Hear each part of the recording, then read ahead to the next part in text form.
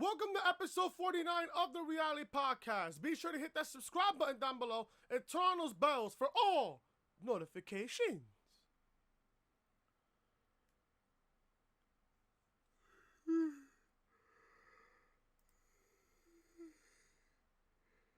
Oh my God, it's a long week. It has been a long fucking week. I'm tired. It's already Friday and I'm exhausted. I had to work a double shift Monday. My birthday was Tuesday. I had to work the entire week. I'm working all the way till Sunday. Please, let Sunday come by quicker than a fucking quickie. I don't know what's wrong with the people in this community that think it's a good idea to be a troll on social media. If you love to troll on social media, I swear to God, you must be a fucking idiot. Alexa Bliss fans are the worst. Iconic fans are the fucking worst kinds of people. The worst kinds of people. And also, the people who suck the cock of World Wrestling Entertainment on a weekly basis on social media, especially when they defend the fucking shows. Speaking of defending the shows and shit, Dave Meltzer rated, I have Dave Meltzer's rating on SummerSlam. Now I'm going to read it. I'm going to read his rating and then I'm going to give you guys my rating. So this is SummerSlam according to Dave Meltzer's ratings. Drew Gulak versus Oney Lorcan, a 2.75. I'll give it a 2.50. Apollo Crews versus Buddy Murphy, a 1.75. Reasonable. Sounds reasonable here. Bliss and Cross versus the Iconics for the Women's Tag Team Championships. He gives it a 1. Now, I gotta ask this question.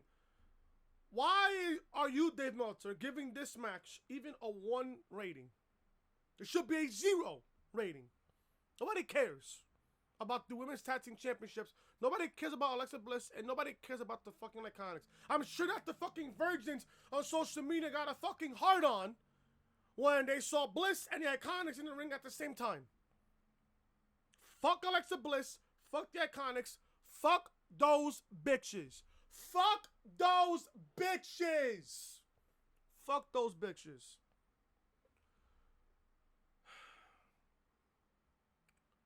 What else I got here? Lynch versus Natalia for the Raw Women's title, a 3.25. I would give it at least a 3. I'll give it at least a 3. Goldberg versus Ziggler. Dave Meltzer gave it a 3. I'm giving it a 1. Why are you rating this match a 3 out of 5? What did this match do for you, Mr. Meltzer? The match didn't do shit for you. The match didn't do shit for me. I'm giving Goldberg versus Ziggler a 1. I'm giving it a 1. Ricochet versus AJ Styles, a 3. I'm giving it a 2. Bayley versus Ember Moon for the SmackDown Women's Championship, a 1.75. I'll give it a 150. KO versus Shane McMahon, a 2. I'll give it a 2. The fact that the crowd was hot for KO, and the fact that KO won the match, so I'm going to give it a 2. Flair versus Stratus, a 3.25. I'll give it a reasonable 3. I'll give it. Kingston versus Orton, a 2.5. I'll give it a 2. Balor versus The Fiend, a 2. I'll give it a 3. 1. I'll give it 1 point because of The Fiend's mask. Another point for his lanyard, which is fucking amazing. And 3 for his Mandible Claw. And then he applied it on Finn Balor, which got the 1, 2, 3. So I'm giving that match a 3. All that because of, obviously, Bray Wyatt. Lesnar versus Rollins, a 4.25. I'll give it a 4. The match was great. Not gonna lie to you. The match was good. Not gonna lie to you. Is it one of the best Is it the best Universal title match of all time between Rollins and Lesnar? In the history of that title, I'll give it a 4. The match was good. And then again, I have some people on social media, which I'm not gonna name drop, that people hate Brock Lesnar. Now, I understand why you people hate Brock Lesnar. I understand why. But you got to give credit where credit is due when it comes to Brock Lesnar.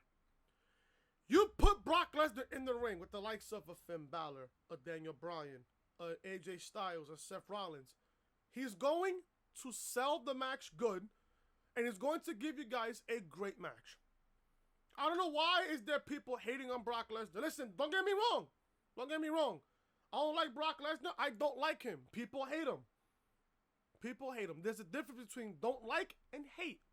There's a big difference. Hate is a very strong word. I don't like Brock Lesnar, but I don't hate him. I don't hate Brock. I just don't like him. I just don't like him. But you got to give credit where credit is due when it comes to Brock Lesnar. You give Brock Lesnar a smaller guy to work with, he'll sell his ass off. He'll sell his ass off. Go watch Styles versus Lesnar back at 2017 Survivor Series. The match is fantastic. Look at Daniel Bryan against Brock Lesnar. The match is fantastic. Look at Balor versus Lesnar back at the Rumble in January. The match is good. The match was really good.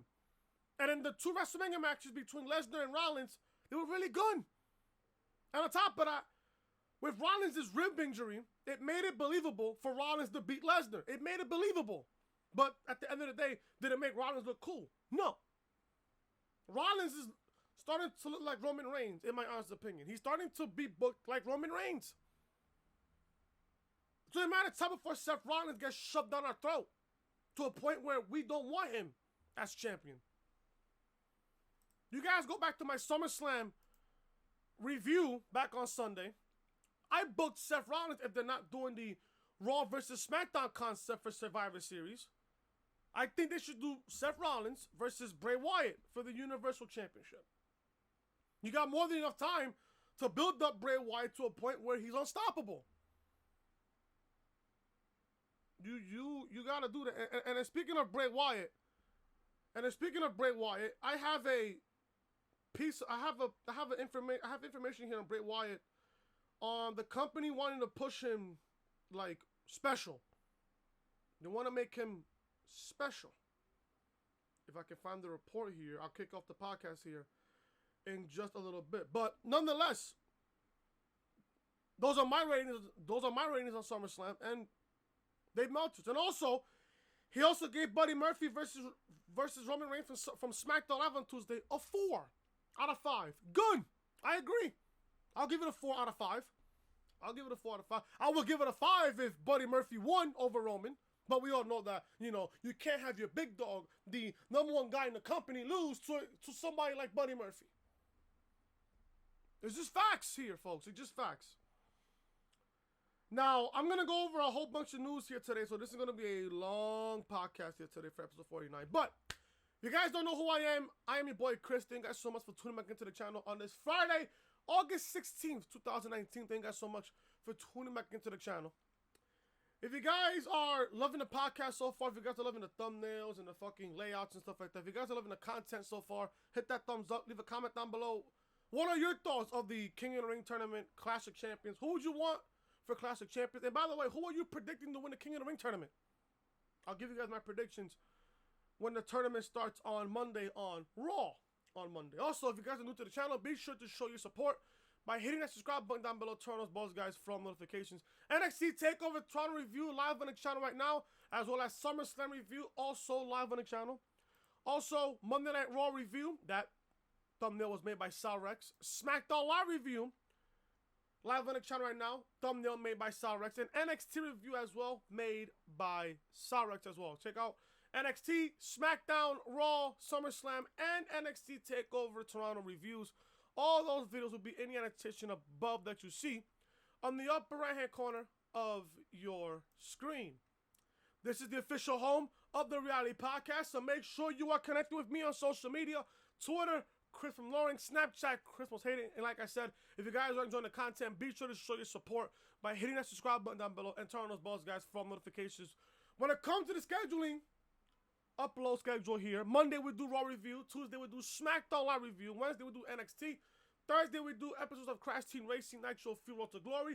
And Friday, Saturday, Sunday, you guys are getting episodes of the Reality Podcast right here on the channel. Let's begin episode 49 of the Reality Podcast right here on the motherfucking channel. We're going to begin with this piece of information here. WWE reportedly cut Bray Wyatt's segment from television this week. Now, there's a lot of news on Bray Wyatt. There's a bunch of news on Bray Wyatt here. A bunch of news. Now, Bray Wyatt didn't appear on television this week despite being the talk of the WWE Universe after his SummerSlam performance, which was fucking fantastic.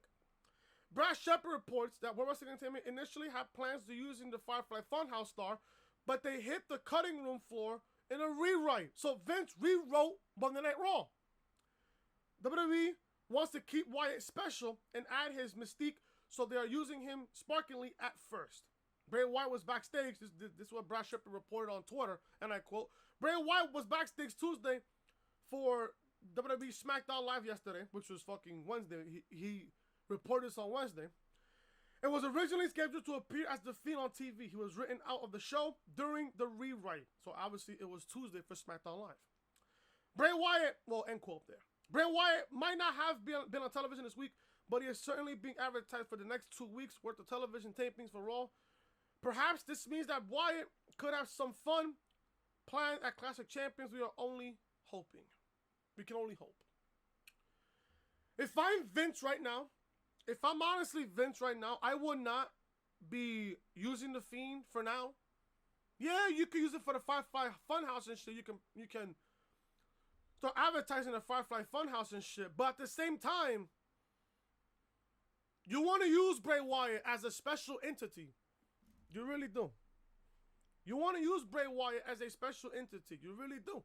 Because after watching SummerSlam and shit, you know, the way that he appeared and shit with the lanyard and shit and everything else, this is a special character. And I said this to myself watching SummerSlam.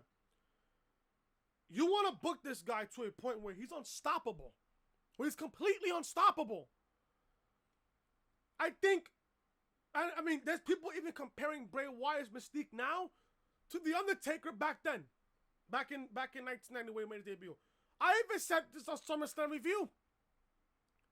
Bray Wyatt's entrance got people scared. The same way when Taker made his debut at Survivor Series, they got people scared. People were scared of The Undertaker. Just like now people were scared of Bray Wyatt. Look at his mask. Look at his whole gimmick. It's fantastic. I bet you they were saying the same thing about Taker back in 1990. Oh, his gimmick is fantastic. It's scary. It got people scared. So of course you're going to compare Bray Wyatt's gimmick now to The Undertaker back then. This is a modern day version of The Undertaker back then. You want to treat this character with respect and you got to treat it special. How would you guys feel if Bray Wyatt was to be used every single week? You get sick of it. You get sick of it. I wouldn't overbook Bray Wyatt. I wouldn't overkill Bray Wyatt here. This is too special of a character to even kill. And on top of that, look at his merchandise sales. They're skyrocketing. They're really skyrocketing. People are invested in this Bray Wyatt character. They really are. And when Vince realizes that, oh, his merchandise is skyrocketing shit, people are invested in Bray Wyatt, Vince is going to want to push this guy. I think this Bray Wyatt character has been the best thing he's ever done, other than the Wyatt family debut where he did back in 2013. That was also fantastic. But I love this character a whole lot more. I really do. I really fucking do. I'm invested in this Bray Wyatt character. I think you guys should be invested in this Bray Wyatt character. Now, how Bray Wyatt got new entrance music. This is another thing here. Bray Wyatt's entrance at SummerSlam was made so much better as The Fiend made his way to the ring with just heavier music. This pop along with his creepy human head lanyard, and everything just seemed to work perfectly. Code Orange recently spoke to Newsweek, where drummer and vocalist Jamie Morgan revealed how Wyatt's new heavier remix came about. Apparently, all they had to do was DM him. This is what Code Orange said, and I quote, "What happened was I saw that Bray Wyatt had followed us on Twitter, and we've been following him since a couple of years ago when Our Record, I Am King came out, and that's around when he kicked off at the same time his vignettes and vibe. And so I just messaged him and said, hey man, I think we should do something together, and it makes a lot of sense. And he hit me back up. End quote. Sometimes all you have to do is ask, and it could turn into something very amazing. Turn into some very amazing things. Code Orange might not have realized that Bray Wyatt would be interested in new versions of his entrance music, but he obviously was. Now Wyatt will be making his already iconic entrance so much darker, thanks to a simple DM. Now, when you guys heard Bray Wyatt's theme at SummerSlam, it was a remix of his old theme song. It had like a more metal type thing, which I don't mind at all. It has to fit his character. I don't really mind that whatsoever. Now, yeah, I do love the old Bray Wyatt music. It's so iconic, it's not even funny. And on top of that, you had the people, do the fucking fireflies and shit with the flashlight on your cell phone and shit. I found that really amazing. I find that really, really cool. But with this whole Bray Wyatt thing, I like it. I really do like it. Now, I just got this report here about giving Finn Balor. I just got this just now. Breaking news here. WWE reportedly considering custom title for Bray Wyatt. Really? Let's see.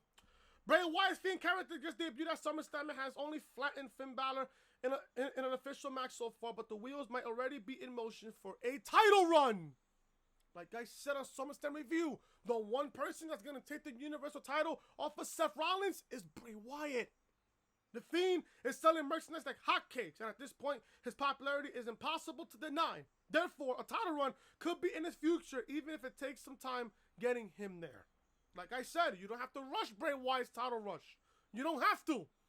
You don't have to. The perfect time for Bray Wyatt to win the Universal Championship is Survivor Series.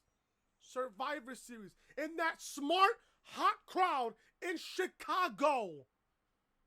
Chicago's the perfect city to give Bray Wyatt the Universal Championship. But that's only if the company does not do a Raw versus SmackDown dynamic. Which at this point this year, they shouldn't. Due to the fact that the wild card rule has fucked everything up this year alone. WWE obviously knows that they have something special in Bray Wyatt as well. Now before this, I want to give a shout out to TM because he gave me this idea also. He gave me this idea on the DMs. Even TM told me this, and I found this completely agreeable. I agree with everything TM said. TM said, if they do not give Bray Wyatt the Universal Championship by the end of 2018, this is a failure. And I agree. I agree, which is why I said Survivor Series or TLC at this point. Either Survivor Series or TLC. Mainly, I would book this match for Survivor Series to give Bray Wyatt the Universal Championship. I would do it. I would do it. Like I said, World Wrestling Entertainment obviously knows that they have something special with Bray Wyatt as well. They aren't going to mess with this Fiend character at this point, especially his lanyard, and are only making more money off the royalties from his epic entrance music. Brad Shepard reports that a source in World Wrestling Entertainment has told them that the idea of being kicked around that if or when Bray Wyatt wins the title, that the company will make a special design title for the Fiend.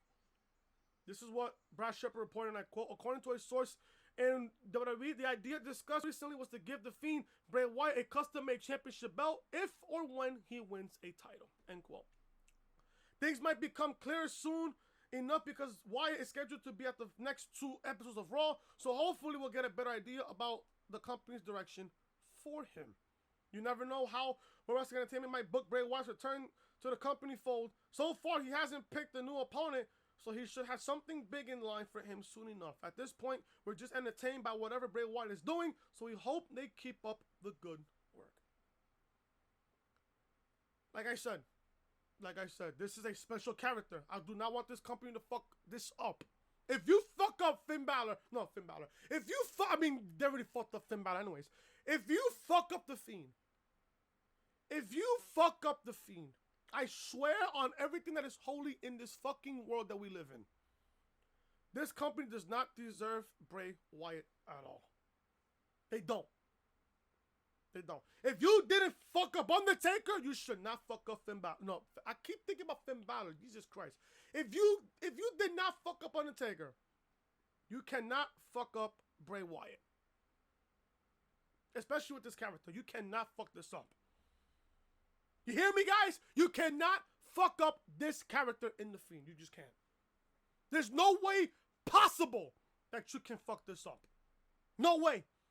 No fucking way. No fucking way whatsoever. They cannot fuck this up. They really cannot.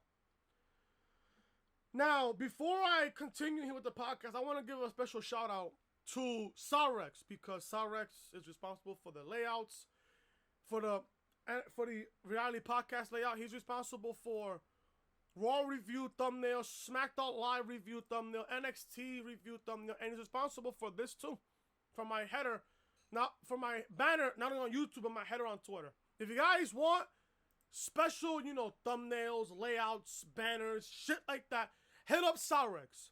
His Twitter will be down below in the description. Give him a fucking DM. Tell him that your boy Chris and the reality podcast sent you to him. Let me tell you. One thing about Sarex that I love the most is that he's a fucking beast. You work with him, he's able, if he sees potential in your channel, he's gonna work with you. It's that simple. He's gonna work with you. That's it. If you guys want a YouTube revamp, everything else, thumbnails, fucking logos, all that good stuff, hit up Sarex. His Twitter will be down below in the description. Sarex, if you're watching this, buddy, shout out to you, bro. Thank you so much for the thumbnail, also for the podcast as well, and the layouts for everything else, and the thumbnails also. Thank you so much, brother.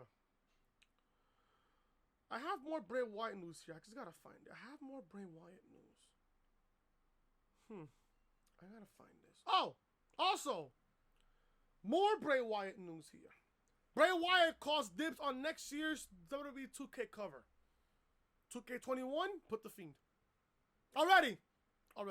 Now you got Becky Lynch, you got Roman Reigns. Now I understand why Becky is on the cover of 2K20. Can I ask why Roman Reigns is on the cover? Now I understand that he came out from leukemia. That I understand.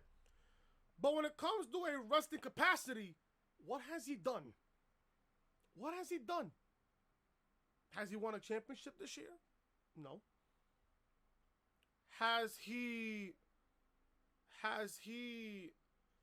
done anything special wrestling related? No. Has he been competing in a big match this year? No. If you call Roman Reigns and Drew McIntyre match at WrestleMania a big match for Roman, you're a fucking delusional idiot. I ask, other than Roman Reigns coming back from leukemia, what has he done on a wrestling capacity? Nothing. I've seen people shit on Storm because Storm spoke his opinion about Roman Reigns. And Storm said the exact same thing that I said. We know why Becky's on the cover. She won the Rumble. She beat Ronda Rousey at WrestleMania, and she's the current Raw Women's Champion. She was a big thing in 2019.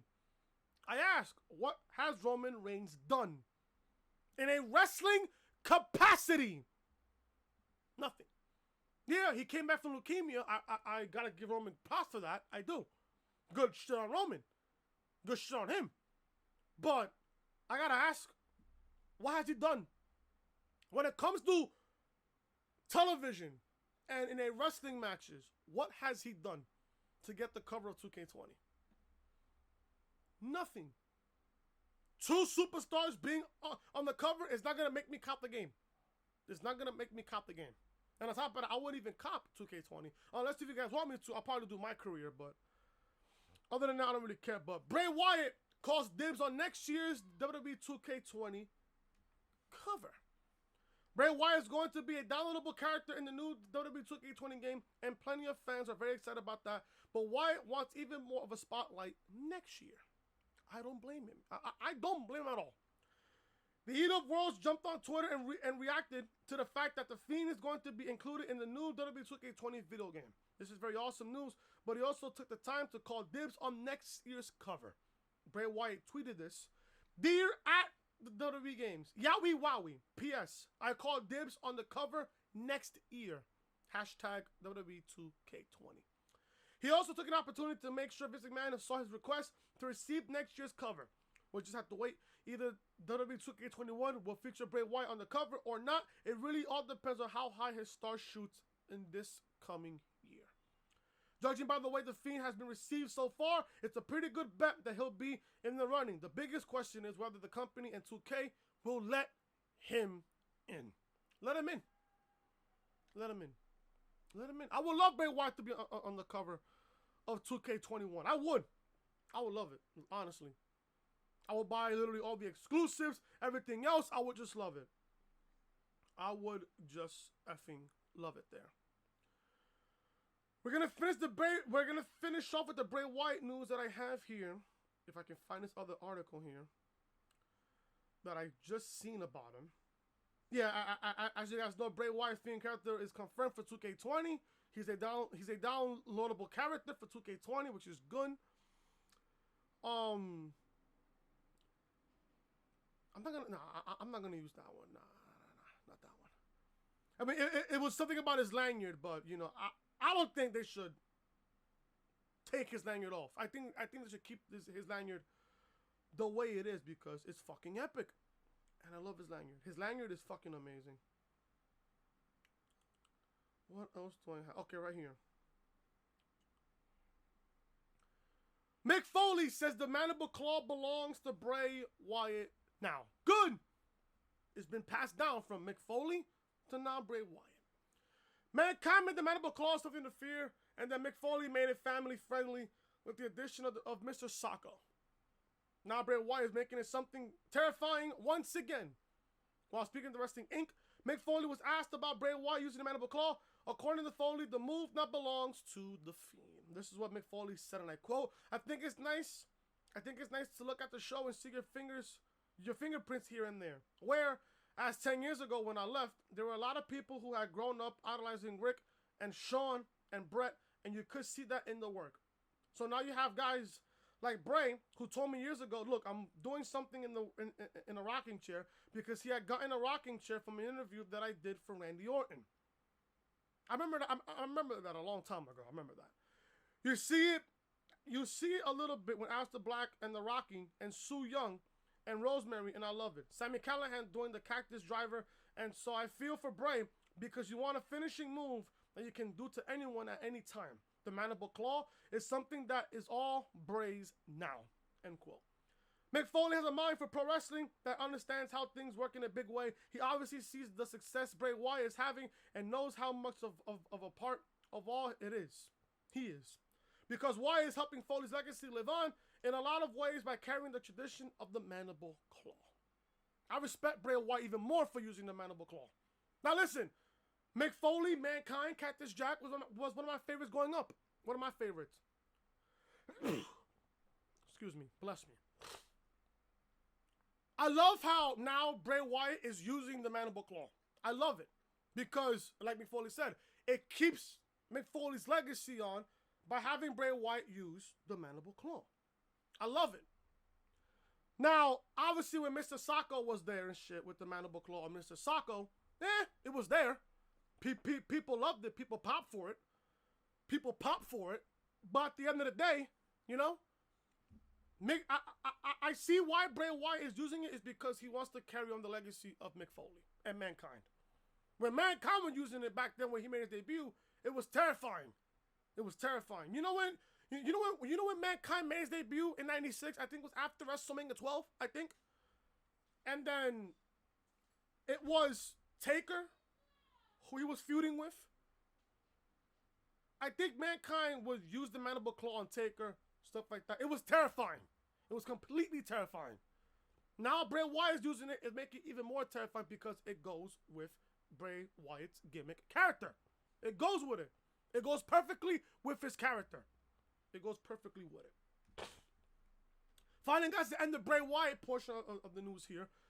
WWE wants to keep Bray Wyatt's character special. As you should. As you should. Bray Wyatt generated a lot of buzz at SummerSlam with epic, creepy entrance, which I loved. It turns out that we should probably expect to see Wyatt when we least expect it now. As you should. Ryan Satin reports that he was told that World Wrestling Entertainment has decided that Bray Wyatt's character shouldn't be overdone at this point. Good. They want to keep him special and give off the impression that fans never know when we'll see him next. This is what Ryan Sutton said, and I quote, "From what I've heard, Bray Wyatt wasn't shown on television this week to follow up on the Fiend debuting at SummerSlam because they want his character to be special and for it to feel like you never know when he's going to strike next." End quote. We previously reported via Brad Shepard that Bray Wyatt was held off to build mystique for his character. This new addition to WWE's logic only confirms that previous report. It's good that World Wrestling Entertainment is taking Bray Wyatt seriously because they have something very special in him now. Hopefully, they won't see the need to keep bringing him back so often that it oversaturates his character. Now you want to do this now. You should have done it to Bray Wyatt when he was in the company so long ago. Now you want to make Bray Wyatt's character special, as you should. As you should. I want to expect the unexpected when it comes to Bray Wyatt's character. I want to expect the unexpected. Who is Bray Wyatt targeting next? It could be Seth Rollins. It could be Braun Strowman. We don't know who Bray Wyatt's up next to feud with. We don't know. As long as it takes him to the Universal Championship, I'm completely okay with this. Believe me, I love Bray Wyatt. I loved Bray Wyatt when he came out with his Wyatt family with Luke Harper and Eric Rowan. I loved it. I absolutely loved it. It's only a matter of time before Vince realizes that, oh, we see something special in Bray. Bray's merchandise is skyrocketing like crazy to a point where, Wyatt's on Raw. Rollins is the Universal Champion. People are starting to not like Seth Rollins because he's being booked like Roman Reigns. Bray Wyatt could be literally our savior from Seth Rollins. And I hate to bash about Rollins because I love Seth Rollins. It's just that now you have Brock Lesnar cash in Money in the Bank at Extreme Rules only to hold the Universal Championship for a good, 3-4 weeks? Only for Brock to drop the title back to Rollins. I've said this. TM have said this. TM, if you're watching, shout out to you, bro. If they do not give Bray Wyatt the Universal Championship in 2019, this is a fail. This is a fail. This is a fail. Bray Wyatt right now is the hottest thing right now in WWE. To epic proportions. To epic proportions. You have to give Bray Wyatt the Universal Championship. You just have to at this point. You just have to. Wyatt has to be the next Universal Champion. The only person right now that's going to take the title off of Seth Rollins is fucking Bray Wyatt. No one else. I expect Bray Wyatt in 2020 at WrestleMania 36 in Tampa. I expect Bray Wyatt to walk into WrestleMania as Universal Champion. You build up Bray Wyatt to a point where he's unstoppable. To a point where he's unstoppable. And then, when we go to Survivor Series, in front of that hot crowd in Chicago, you know that Chicago is one of the smartest crowds in wrestling history. In wrestling history. Believe me when I say this. You gotta book Bray Wyatt strong. You have to. The only time you book Bray Wyatt to lose is when he loses the Universal Championship to a better superstar that's in the rise in this company. That's it. That's it. So that ends the news portion here for Bray Wyatt here. Like I said, I love Bray Wyatt. I love Bray Wyatt. I really do. I really do. Here we go here. I'm going to save that for tomorrow. I'm going to save that for tomorrow, for Saturday. I have so much news here, it's not even funny. What is it, Mia? You doing a video? Yes, I am. I'm almost done. I'm almost done. It's all right. Don't worry about it. Let's see. What else we have here? That was my sister, by the way. I'm babysitting my sister. She's in my apartment right now. I'm babysitting my sister. I have news here. I want to talk about this right here. There's news on Roman Reigns signing a multi-year deal. We'll go over that tomorrow. on the podcast. We'll go over that tomorrow. Oh, right here. I got a news right here. Triple H explains why long-term storylines don't work on WWE main roster. Obviously, it works in NXT. Triple H is at the helm of NXT while the main roster is controlled by several different people with Vince McMahon at the top. Of course, McMahon has influence on NXT as well, but then again, McMahon does not watch NXT. But NXT certainly has more leeway to tell longer stories. During a recent video uploaded to the WWE Performance Center's YouTube account, Triple H took some time to explain why NXT has much more of a luxury with long-term storylines than their main roster counterpart. This is what Triple H said. I think I have the video here. No, I don't have the video here. This is what Triple H said. I quote, I think there's intention where to run long-term storylines and to keep those storylines arcs going when you can. But some of it is just how it ended up. Just because we have the luxury of not having to write 3 hours of live television every week or get through multiple hours of that with multiple pay-per-views in just a short period of time. When you have a monthly pay-per-view and 3 hours of live television every week, like you do with Raw, that's an explanatory different way of writing that makes you have to go through stuff faster and burn through things. And you can do it on a much more, 1 hour, much slower pace, and you can tell that story where you're not bombarded by all the times. You can make that last a lot longer and enjoy it over time. And then some of those storylines are also things that I find, I'm sure a lot of people do, that write stuff like this. For us, things happen, injuries happen when you have to change your thinking on something in the middle of a storyline, and Ciampa gets injured, you have to go a completely different way. But sometimes the genius comes out of that chaos where something happens, and in the moment where it happens, you think, oh my God, this has ruined everything about this. So you have to make a left, and it ends up being better. And then you come back to it, you're almost like, wow, that turned out better than we usually had laid out. So sometimes that genius comes out of it, The genius moment is something that you didn't intend on, but kind of fell into your lap, end quote. There's a big difference between NXT and World Wrestling Entertainment main roster storylines, but that might change if or when NXT becomes a weekly live 2-hour show.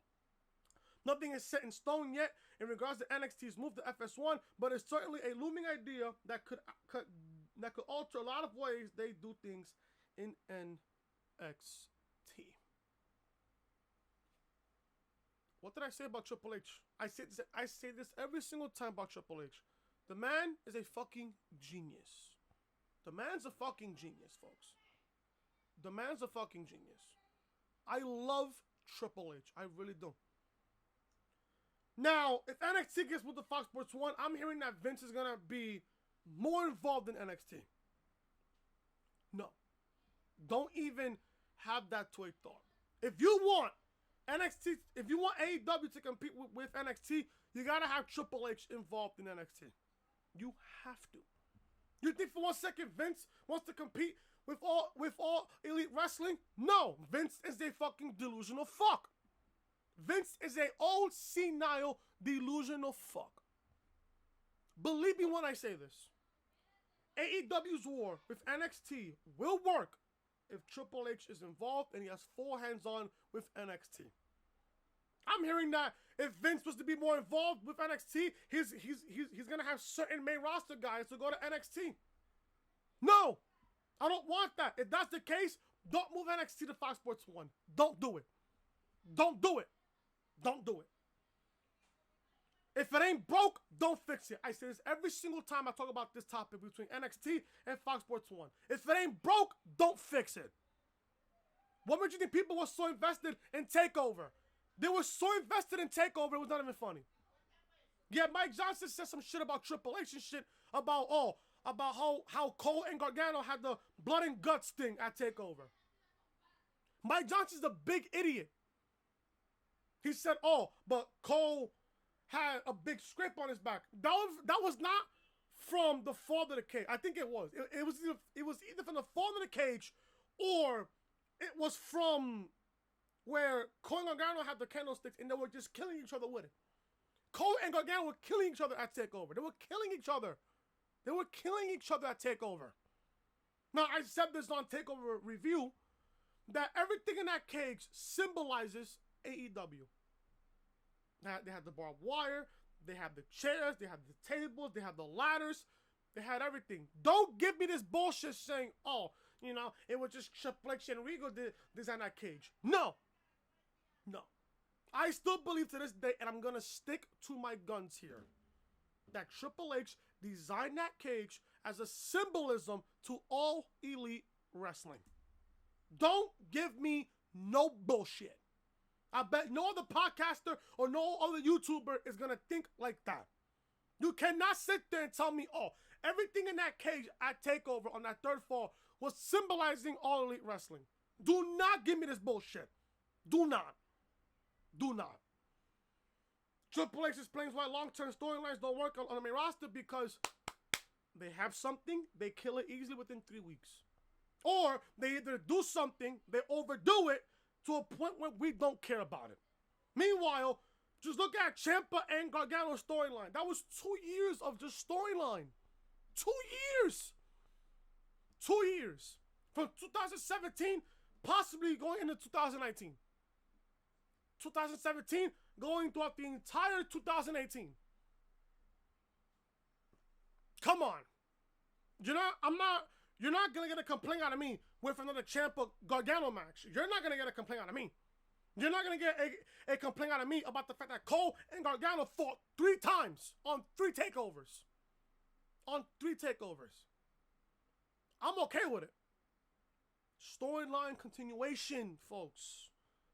That does not exist on the main roster. It exists in NXT, which is why I want Triple H to freaking take over Raw and SmackDown. Believe me when I say that. I want Triple H to take over Raw and SmackDown. I do. But as long as Vince has air in his lungs, that's not happening. That is not even happening. I'm going to go over a few more stories, man, before I get out of here because I want to save some for Saturday. Shawn Michaels denied AJ Styles' request for a match in WWE. I think at this point, nobody wants to see that. If you was to give me that match a long time ago, yeah, sure, you could. Yeah, you can, sure.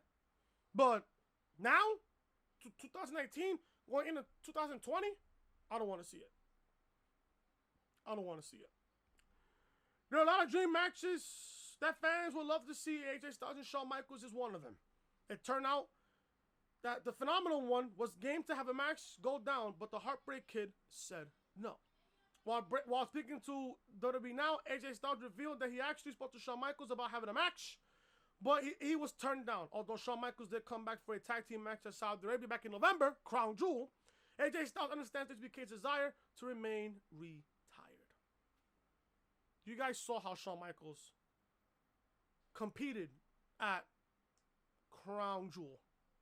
You see how. It was fucking terrible. It destroyed the fact how Taker was the one that retired Shawn back in 2010. If that was the case, the only match I would accept before Crown Jewel even happened. Before Crown Jewel even happened. The one match I would not mind Shawn coming back to, coming out of retirement for, was Shawn and Taker at WrestleMania, where Shawn is the one to retire The Undertaker. Remember that promo that Shawn and Taker had, that segment where Shawn came out to give out his opinion on what happened at Super Showdown in Australia between Triple H and Taker, and then Taker just came out, all of a sudden came out of nowhere with no advertisement, which I was okay with, no advertisement, and they had a killer fucking segment. That point on, we should have seen Taker and Shawn this year at WrestleMania, with Shawn retiring The Undertaker. We all thought after that segment back in September of last year, we all thought that it was only a matter of time before we was going to get Taker versus Shawn at either at Survivor Series or at WrestleMania. I wouldn't mind Survivor Series because Taker hasn't competed at Survivor Series in God knows how long. I wouldn't mind it. But now, people are saying, oh, that AJ Styles requested a match and Shawn said no. The only way I would see this is if AJ's New Japan Pro Wrestling AJ, versus Shawn Michaels in the 90s, in his prime. After 96. Well, not after 96. Exactly 96, where he had those classic matches with Bret, Vader, Mankind at freaking In Your House Mind Games. That match was fantastic between Shawn and Mankind. Back at In Your House Mind Games back in September. And then he had a great match between him and Psycho Sid at 96 at the Garden at Survivor Series. Fantastic match. Great match. But do I want to see Shawn in the ring again? No, I don't. This is what AJ Styles said, and I quote, "I would have loved the opportunity to have gotten in the ring with him. I'm not sure what it is about Shawn and I that people that people see as like, oh wow, these guys are one and the same. I would like to think that there are so many great matches by Shawn, and hopefully there are a lot of great matches that you see me in. And that's the comparison. That we're able to put on a show no matter who is in the ring with us, it's certainly a compliment. I asked Shawn about a match, and he said, "No, that's on Shawn, guys. I can't do anything about that. I would love the opportunity to do that match, but I get where he's coming from too. It's one of those things where if you say you're gonna retire, now granted, he had a match after his retirement, one match, but I understand not really wanting to do it. When I retire, I want to stay retired too." End quote. There's no question that Shawn Michaels versus AJ Styles, when both were in their prime, haven't been amazing. However, it wasn't in the cards. Even when AJ Styles would have arrived in WWE a decade sooner, it didn't work out. There's also no guarantee that fans would have wanted to see the match as badly either. This is probably going to remain a great match that nobody will ever see, but if The Undertaker and Goldberg taught us anything, is that some dream matches aren't meant to remain in our imaginations. True. Taker and Goldberg was a dream match. If you give me Taker during the streak versus Goldberg in WCW, that is a dream match. Taker in his prime versus Goldberg's prime in WCW, that's a dream match. Taker in his prime versus Sting in his prime, that's a dream match. That's a dream match. Or I'll give you another one. Andrade Cien Almas versus Eddie Guerrero, God rest his soul. That's a dream match. That's a dream match I would pay to see. But Eddie's not with us, obviously, so that can happen. Cannot happen. Unless if, we get Andrade versus Angel Garza. I mean, that'd be some way of a great match, because when we see Andrade Cien Almas, we see Eddie Guerrero. When we see Angel Garza, we see Eddie Guerrero. That's my honest opinion there. That's just my honest opinion. That's my honest opinion on that. How long are we in here for? 47 minutes here. I'll go over that tomorrow. What else do I have here on news? What else do I have here? Now, I have so much news here, it's not even funny. Okay, I'll go over this one. Then I'll go over two more, then I get out of here. Why the WWE brought back the King of the Ring tournament? I wonder why. Is it because of the fucking G1 Climax Finals? I wonder why. Is it because of the NXT Breakout Tournament? I wonder why. WWE announced the return of the King of the Ring tournament this week on Raw, and plenty of fans were excited. A few superstars were also excited, and then immediately disappointed upon discovering that they are not in the tournament. Dave Meltzer noted on Wrestling Singers Over Radio that Wrestling Entertainment constructed the King of the Ring tournament in 2019 for one reason. It is all being built around pushing one guy who will supposedly be the winner of the whole thing. As you should. It wasn't noted who the entire tournament has brought back for, but the WWE apparently brought back the King of the Ring tournament for one particular superstar. A lot of fans saw Baron Corbin in the tournament and automatically assumed that he could be in the line to become king and add that to his list of previous accomplishments in WWE. However, Ricochet was known as King Ricochet for a long time in the Indies, which might not be worth ignoring, especially with Paul Heyman in position of creative influence. This is a very interesting development, but we'll just have to wait and see who ends up winning the whole thing and what WWE's direction will be after that. The King of the Ring tournament will conclude at Clash of Champions on September the 15th.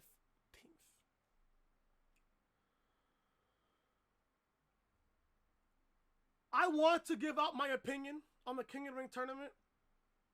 The King of the Ring tournament in the past. You have people like King Barrett. When King Barrett won, they went nowhere with him. They went nowhere with King Barrett back in 2015. They went nowhere with Bad News Barrett. Nowhere. Sheamus, he got a push. When King Booker won in 06, he got a push. He got a push towards the World Heavyweight Championship. Brock Lesnar, he won it back in 2002. He became the youngest undisputed champion in company history. That's until Orton won in 04, when he won the World Heavyweight Championship at the age of 24. Who won it in 2001? Edge won it in 2001. Kurt Angle won it in 2000. Who won in 99? I think Badass Billy Gunn won it in 2009. Ken Shamrock won it in 08. Triple H won it in 97. I think, remember that whole MSG incident between Shawn, Triple H, Razor Ramon, and Diesel, where they all raised each other's hands and shit? Vince didn't like that. And it literally put Triple H down to the gutter, to the point where he started losing matches. He was treated like shit until when he won the King of the Ring tournament in 97. That was when he went back up. He won the IC title. And then eventually in 99, well, in 98, he was in DX. After Shawn was gone, he was in DX. They had an amazing feud with The Rock in the Union and the Nation of Domination, the New Nation.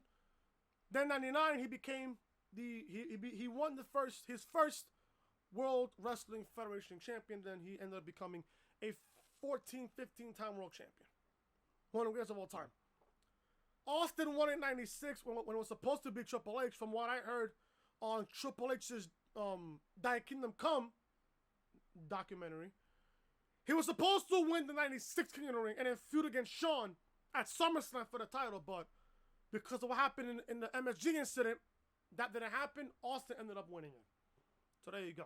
The King of the Ring tournament has so much mystique and so much prestigious. And it's so prestigious, it's not even funny. Whoever wins the King of the Ring tournament is bound to get pushed. And you're technically, when you win the King of the Ring, you're almost an instant Hall of Famer. Because look at the guys that won the King of the Ring, ended up being Hall of Famers. Triple H, future Hall of Famer. Stone Cold, Hall of Famer. Badass Billy Gunn, Hall of Famer. Kurt Angle, Hall of Famer. Edge, Hall of Famer. Brock Lesnar, he's a future Hall of Famer. Sheamus, he's a future Hall of Famer. Booker T, he's a Hall of Famer. If you win look at that, Bret Hart, Owen Hart, King Mabel, he's not a Hall of Famer. Eventually, he'll be in the Hall of Fame eventually. Eventually, Viscera will be in the Hall of Fame. God rest his soul, by the way.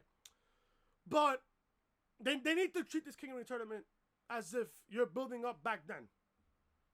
Did you see the match between Drew McIntyre and Cedric Alexander on Raw this past Monday? That should be like the foundation of the King of the tournament for what's to come. I love those type of matches. I do. I love those type of matches. So I would not be surprised there. But if they fuck up on this King of the Ring tournament, I'm gonna shit all over it. I'm gonna shit all over it. No filter. No fucks given whatsoever. I got two more stories here to wrap up the podcast here.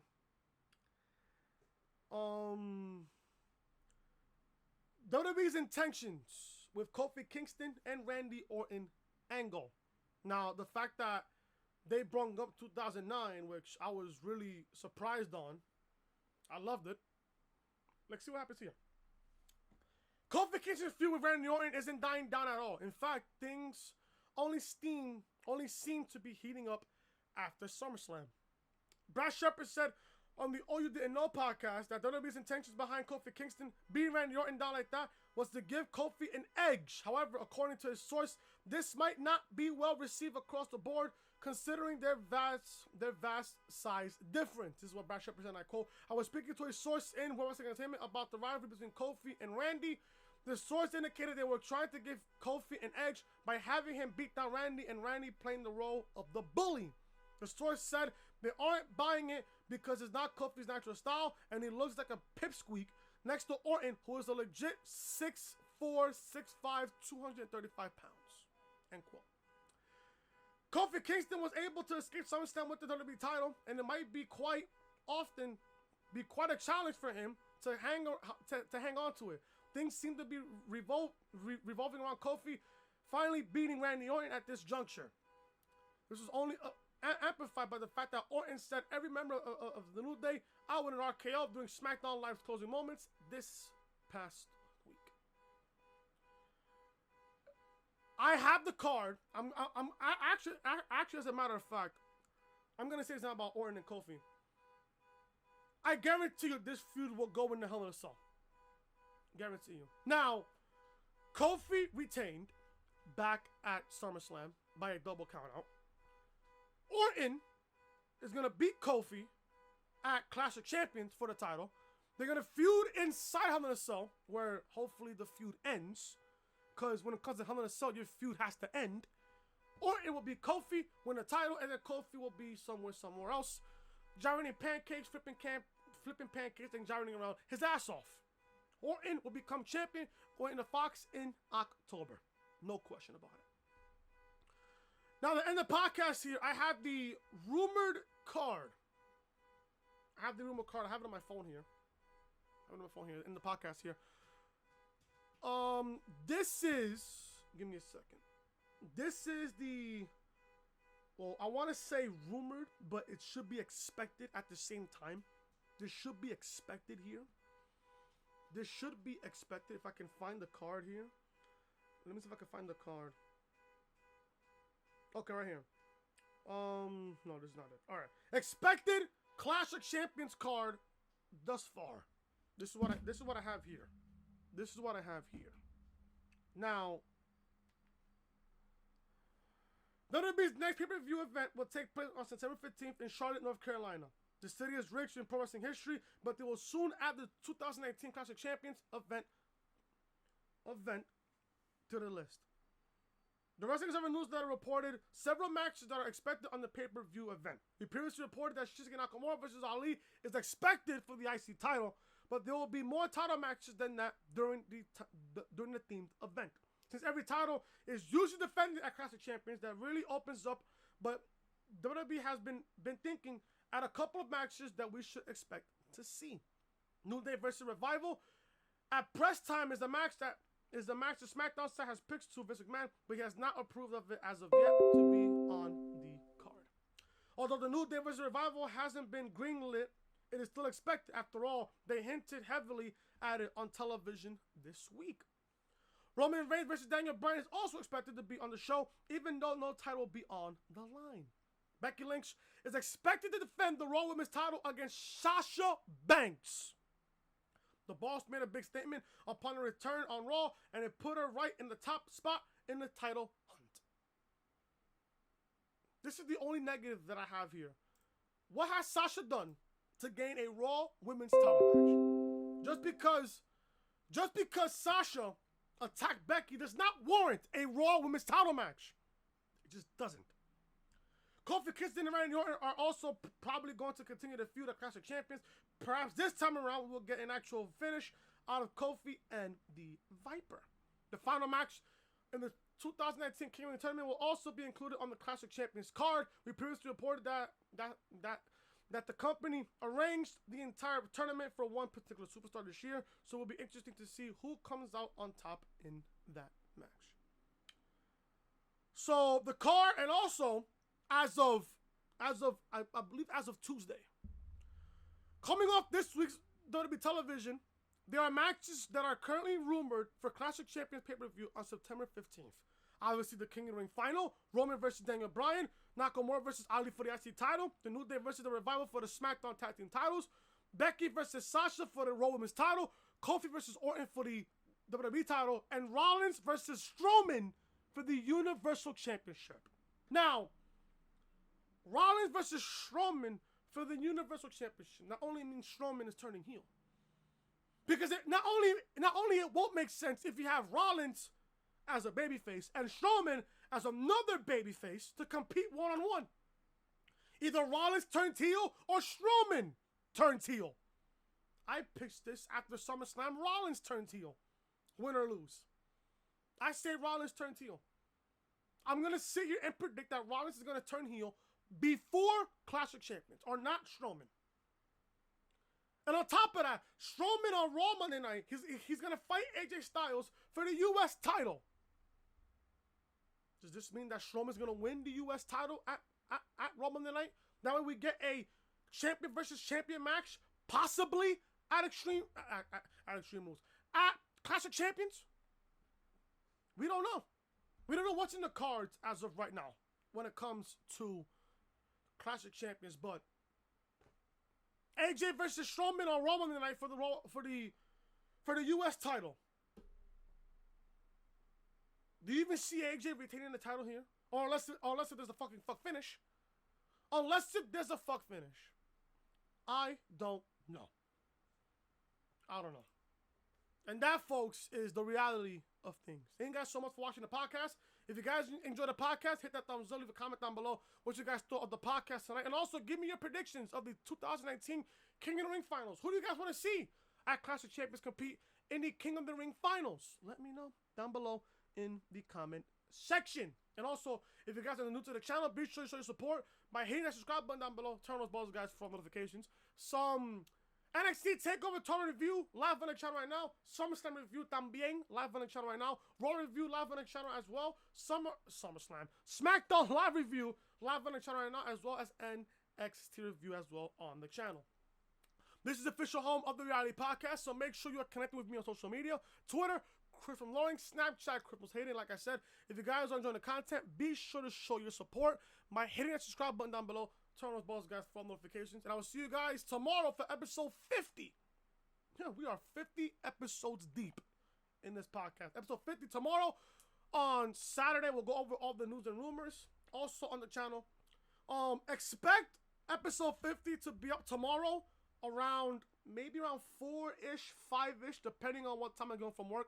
I'm probably going to come home tonight, record the podcast for tomorrow, and then I'll upload it when I come back home from work. So also, thank you guys so much for watching. Leave a like, comment, subscribe, share the video all over social media. Hit up Cyrex if you guys need any logos, banners, thumbnails, stuff like that. Hit up Cyrex. His Twitter will be down below in the description. And thank you guys so much for tuning in the channel. I'll see you guys tomorrow for episode 50 of the Reality Podcast. Until then, I am Chris. Talk to you guys later.